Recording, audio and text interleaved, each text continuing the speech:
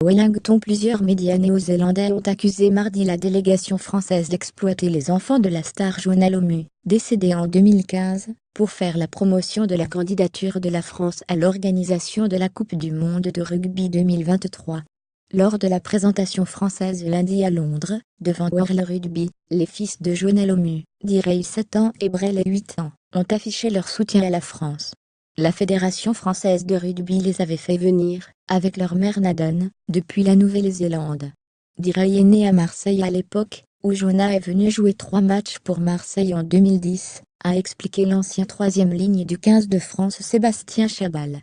Il est surnommé le Franchi à l'école et Joanna Lomu adorait la France. Mais la présence des enfants, qui ont semblé selon la télévision néo-zélandaise Télévision New Zealand un peu mal à l'aise pendant cette présentation, a été mal perçue par de nombreux observateurs. Le groupe de presse Fairfax New Zealand s'est de son côté interrogé sur l'éthique de la France qui, pour promouvoir sa candidature, utilise 2 jeunes garçons ayant perdu leur père, il y a moins de 2 ans.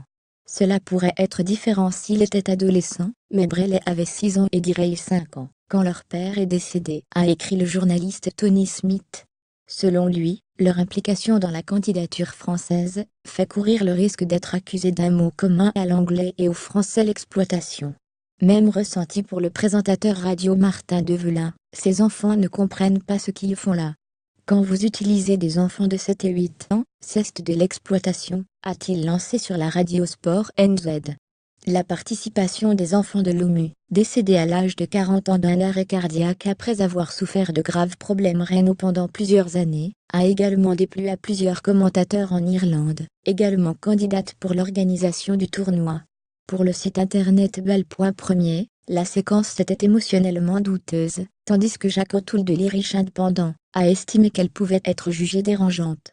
Quand vous faites venir 2 enfants de l'autre côté de la planète, et que vous les utilisez au beau milieu de votre vitrine, pour mettre l'axe sur leur lien avec leur père décédé, c'est juste un manque de tact et c'est consternant, a-t-il écrit.